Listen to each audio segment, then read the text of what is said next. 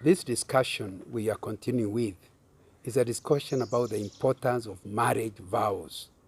We started by generally saying that vows are an indicator of a man of integrity. You cannot be a woman or a man of integrity when you make vows and don't keep them. Then we specifically went through the list of the vows you make when you are wedding, especially in a Christian wedding. And we looked at the initial one. The first one is, I take you to be my wedded wife, or I take you to be my wedded husband. And we say that's an indication of you are doing it of free will. It's a voluntary move. You yourself have decided to do it. But you mentioned that even that decision, it has to be subjected to God. So that in this commitment, you are making a commitment, three of you, the wife, the husband, and God. And we said it's not a covenant, it's not a contract, it is a covenant. And we spent time discussing that. Then we went to the next one, which is I'm making my covenant to have and to hold. And we said that means you are actually committing to physical oneness. You cannot be married and then you do not have physical oneness, and one party is saying, I don't want. Not when you have made a vow that you will be available. We read 1 Corinthians chapter 7, that actually says from that day onwards, your body belongs to your spouse. And we say to a commitment, when you make a vow, you're making a vow to be available to your spouse. Then we went on to talk about the next vow, which is from this day onwards. And we said it's an indication of a time from when things change. And we emphasize especially the idea that you are living parents. And we were quoting Mark chapter 10, verse 7, which is a quotation of Genesis. For this reason, a man will leave his father and mother. Before you can actually become wedded, you must leave your father and your mother. I think this is an indication that it's an exclusive union. And I think we mentioned that, an exclusive union. What does exclusive mean? It means that nobody else is a party to it. You do not have in your marriage, even children are not part of the marriage, because it's an exclusive union of two people. Your parents are out, your siblings are out, your friends are out. It's just the two of you. It's a covenant of two people. Children will come and leave, but it will be important to note that because you have committed, you have come together from this day onwards, you'll be just the two of you. And you can take advice, we said, you can take advice from parents, but not instructions. The only person you can get instructions from is your spouse. And I think it also says you can't share your wife with somebody else. You cannot share your husband with somebody else. It means that if you are in a Christian marriage, it will be very clear that your husband cannot get another wife. I have taken you exclusively as my wife, and that will happen from this day onwards. You know, without living, it will not be possible to cleave. And Genesis is saying, for this reason man shall live. And then do what? Cleave to your wife. You can't cleave to something when you are holding something else. If you want to get a new thing, you must put down what you were having earlier in order to receive the new thing. So it means that many marriages are suffering because, for sure, you are not living in a way that honors God, because you are still committed to your old relationships. You are still committed to your parents. But it will be important to understand that in order to cleave to your marriage, you must say kwaheri to your old relationship. The other family can be likened to a kingdom. The husband is the head and the king of this new kingdom, and the wife is the queen of the kingdom. Man and woman are co-equal in this new kingdom.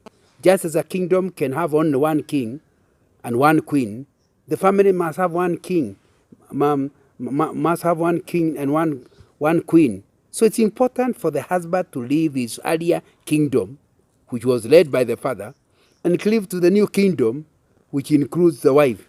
And that way, you end up with a new marriage. So I think it's important for this to be emphasized, because in most African cultures, it's a woman who lives, the man doesn't live. But if you are to follow the biblical model, even the man must live. And that's a commitment you make when you say, from this day onwards. There it means we are promising us a difference. And then the next commitment you make is, I'll do this for better, for worse. I am taking this and the other two commitments that follow as a proactive commitment. I am making a proactive commitment. What do you mean? I have thought through in advance, thought about the things that could happen, and I'm still committing myself. And I like whoever came up with these vows, because you can't do them without thinking. For better, for worse. What am I saying? It means I'm admitting we are not angels. There will be times you collide. It means I'm admitting that there will be times the environment is not very good. For better, for worse. You know, these three statements are all a proactive way of looking into the future. Things do not always turn out the way you had hoped or dreamt. They sometimes are different. The reality can be very different. But this point, it should be understood that this phrase is not meant to lock someone into an abusive relationship. We are not giving permission to your husband to make you a drum and beat you up. But we are saying you need to come to where you understand that things not being good is not enough reason for you to be asking for divorce. So for better, for worse, means you have made a commitment that when there is laughter in your home, you are still committed. When there is crying in your home, you are still committed. Commitment will not be affected by the environment you happen to be in. But that's not the only thing. The next one talks about for richer or for poorer. With this one, you are making a commitment to have one economic unit. Because when you say for richer, for poorer, it means that when your husband is poor, you also be poor. When your husband is rich, you also be rich. You are making a commitment that when your wife gets richer, she gets a promotion, you have also gotten a promotion. When he gets more income, because your income now become one unit. So when you say for richer or for poorer, please remember you are declaring you are going to be one economic unit. You may be financially stable on your wedding day and looking forward to a prosperous future. At least that's what people wish you. But it could just happen that economic struggles come along and you really are hit very hard. You are promising yourself that will not move you. So this phrase states that your relationship is about much more than money, than resources, than the kind of house you are staying in. No matter what your bank balance looks like, the commitment is for you. You are not marrying a bank, you are marrying somebody you love, and to be very, very important. So we need to understand the implications of this economic oneness. Three things. Number one, in this economic oneness, it means that you will not have money that belongs to the husband and money belongs to the wife. You can't have a rich husband and a poor wife. That's contradiction to the vows that you actually made. It means when you get rich, you get rich together. When you get poor, you get poor together. You do not have separate monies. Number two, it means you budget together.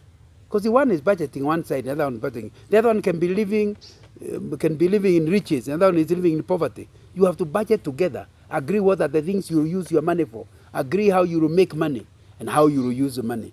I think it's important to understand when you are saying that for richer, for poorer, you are putting into consideration the fact that you will now be budgeting together. You will be putting the money together. And thirdly and importantly, that you will not use money without your spouse's permission. Because how can you be richer and poorer together when you are using money and surprising your husband or surprising your wife?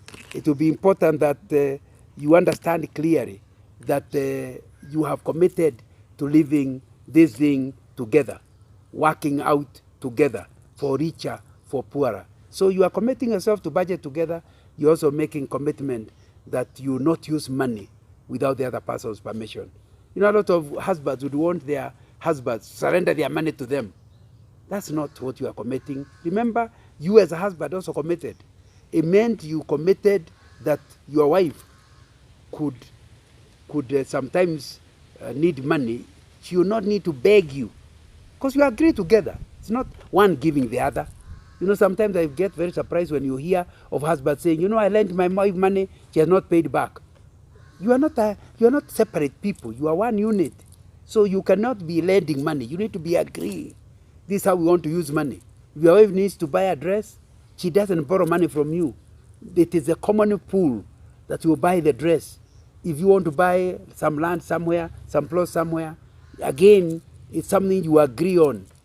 And because you agree on it, it means that you are going to do it together. That's what you are talking about, for richer, for poorer. It means you can't be poorer without me knowing, because you are putting money together. Now, you know, if you keep separate incomes, separate economies, it means you may be poor, but when you tell me, I tell you, take me to Mombasa for holiday, say, I can't take you. I'll think you are refusing. I have no money. No, you are lying. Now, you are creating problems for your marriage when you do not understand the meaning of, I made a commitment of the word go. We will not be having separate economies. I made a commitment on the wedding day. We will be poor together, we will be rich together. So we will be working out things together. And I think it will be important for us to understand that idea of economic oneness. You know, this is where I normally talk about people that are a federation. They agree on certain things, they live separate on others. That's the way federations are. In a federal government, they normally have different economies, but on terms of foreign affairs, they have one foreign minister. In terms of defense, they have only one army. But other issues, they do differently because they are a federation. That's not a Christian marriage. A Christian marriage, you raise incomes according to ability, you use it according to need. Again, let me repeat, you both are working very hard to improve the income of the new economic unit. But how you use it, you don't use according to who brought more. You use according to who needs. What are the actual needs? And that's the meaning of for richer, for poorer. We shall be rich together, we shall be poor together, we shall be working together, so nobody will be rich and the other poor. That means the children understand. They cannot come to the mother to get money which the father is not aware about. They cannot come to the father to get money the mother is not aware about, because they are working together and they have made a commitment to live together. The next thing you say, in sickness and in health. So not only are you creating an economic unit, you are also thinking about each other's health. In sickness and in health, we shall be. My commitment is such that even if you become a cripple, you will still be my wife. Even if you become powerless to operate as a husband, you will still be my husband. I am committed to you in sickness and in health. In other words, you are making a commitment to be a helper. You are making a commitment to be the doctor of your spouse, to be the helper of your spouse. That means in sickness and health. But you are not to just make a commitment to be the doctor or the person who treats your wife. You're also going to be the person who encourages the other person to live a healthy life. We are helpers to each other. Although you are probably in the prime of your health, by the time you are getting married and you are making the vows, who knows what the future holds? There could be sickness ahead, there could be challenges. But you are openly and with a clarity saying, don't worry, darling. Even if you totally get sick, you have a new disease, you have a strange disease, I will still remain committed to you. So the phrase is, in sickness, in health, brings reassurance to your partner that even if their body may fail, you will love them, you will cherish them, you will walk with them, and you will help them out of their situation. And in their soul and spirit will be a commitment to to you as you are committed to them. And it will be very, very, very important. This is something that is tested quite a lot of times, where as you grow older, one of you gets healthy, remains healthy, the other one is not. And sometimes you wonder, this is a burden. How long can I carry this burden? Please remember, on the wedding day, 20 years ago, 30 years ago, you made a commitment that sickness is not enough to bring separation. Physical disability is not enough to bring a separation. I made a commitment in sickness and in health. I'm going to remain yours and walk with you. And I think that will be a very important thing.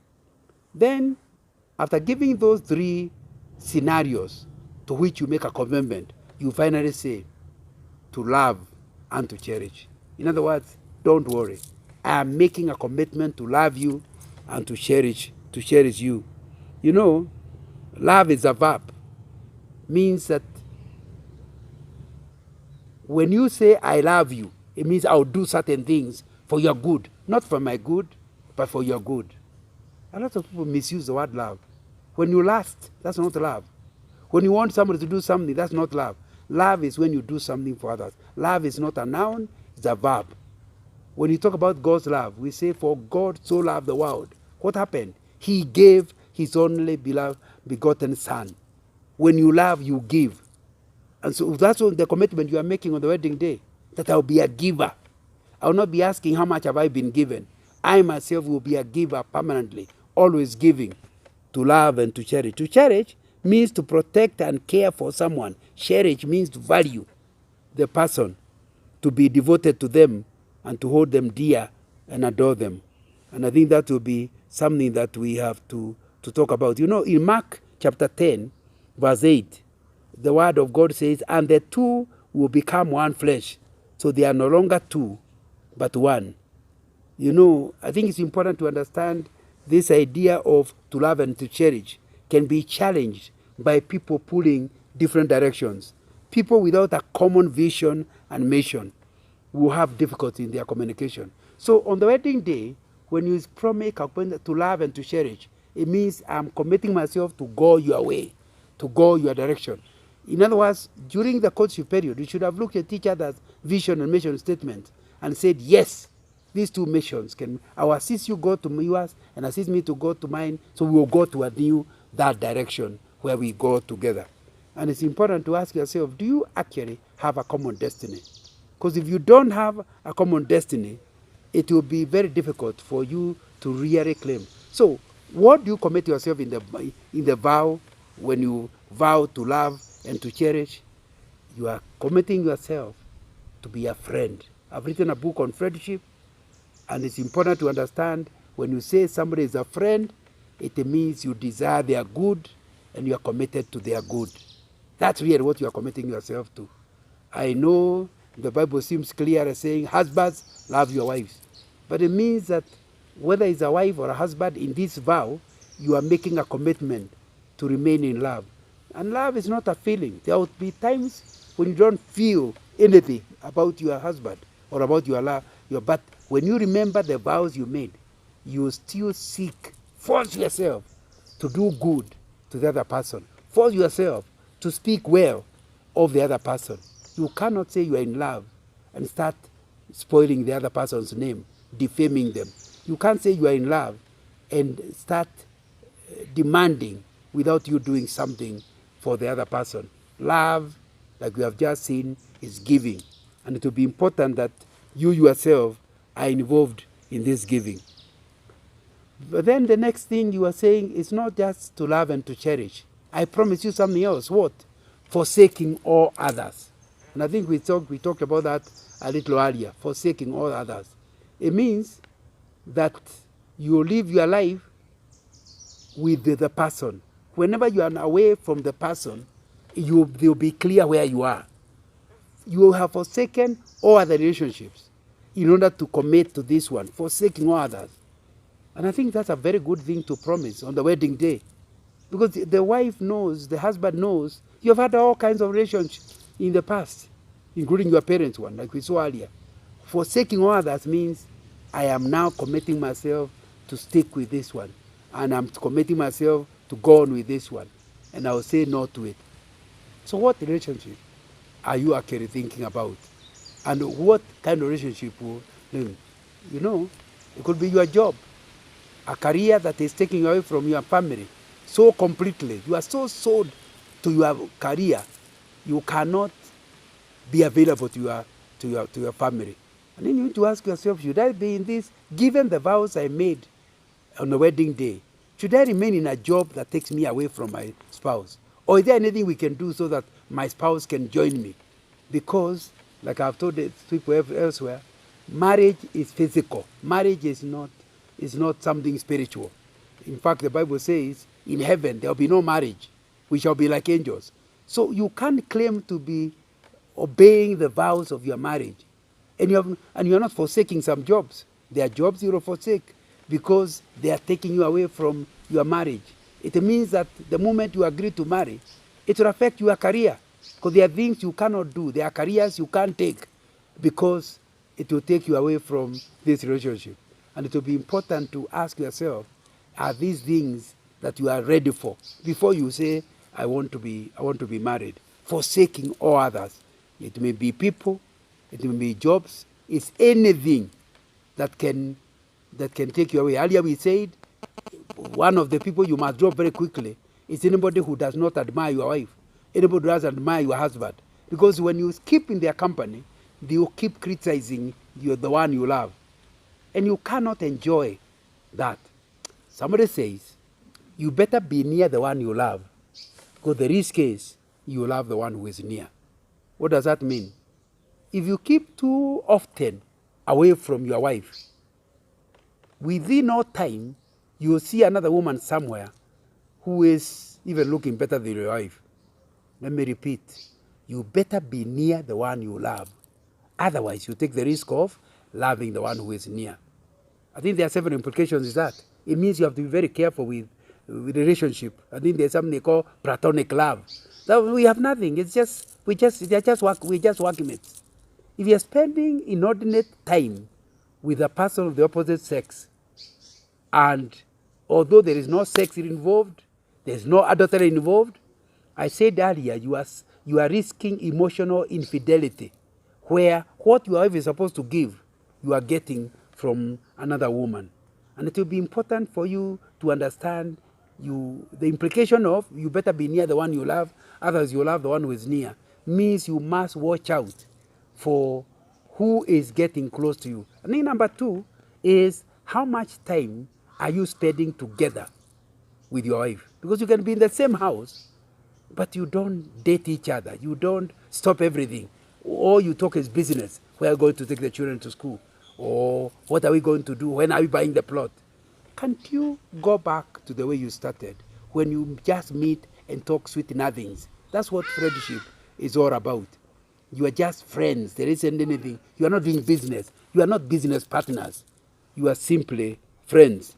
And I think it will be important that that is something you commit yourself to doing. So when you say you better be near the one you love, it means you do everything possible to date each other, to have time with each other, and to share with each other. But I think there's something else this one is saying. It's saying that when you have failures, you not fear sharing your failures with your husband. Because you see, one of the things that makes you close with somebody else is because the other person listens and your spouse doesn't. I think what we are saying is, when you say forsaking all others, it's because you also be willing to listen to me. And it's important to allow people to share with you. You are the emotional support we saw earlier. So you must be willing to listen to the nonsense of your husband. That way, he does not have to go elsewhere, because you are willing to listen to his nonsense, to his great projects, to his dreams. Don't tell him you are dreaming. You'll never be able to make it. Let him dream. If he doesn't make it, that's okay. But it's important to give him creative feedback rather than discouragement. So, being near the one you love means listening to him, communicating with him, and understanding each other, and cherishing one another like we saw earlier. And it will be important that that's something that you are committing yourself to doing. Because if you don't, then there will be problems in your marriage, forsaking all others. But I think it's also talking about immorality, the whole issue about immorality. Forsaking all others is also talking about immorality. Sometimes the phrase forsaking others includes, which is included in the Christian, for implies that you give your heart exclusively to the one you have chosen to marry. It's an exclusive relationship. You cannot have immorality. You cannot have sex outside. I am yours, nobody else. And if I don't get from you, I will not look for it elsewhere. I am committed to you for life. And I think that will be a very, very important thing for us to think about, even as we go to the various relationships. But I like the way we in our marriage vows, we normally say, according to God's holy ordinance. In other words, all these things I've been saying are biblical. You can trace them in the Bible. So how are our relationship going to be? It will not be a traditional marriage which allows you to do polygamy. It will be according to God's holy ordinance, which is the Bible. And I think that's a very important thing to make a commitment. And the pastors make you repeat, but sometimes you're not aware of what you are saying. That you run your marriage biblically. You don't say, but traditionally we are doing this. Traditionally we are doing this. Anything they were doing traditionally which contradicts the Bible, you must drop. Of course, anything you are doing traditionally, it's also in the Bible. You will keep it. We are not condemning all traditions and all traditional customs. But you are saying your marriage will be run on biblical principles, God's holy ordinance, according. That's what actually you commit yourself. I'm going to do this according to God's holy ordinance. Now, there are three things that will come in this. First of all, it means you study the Bible. Because how else will you know those ordinances?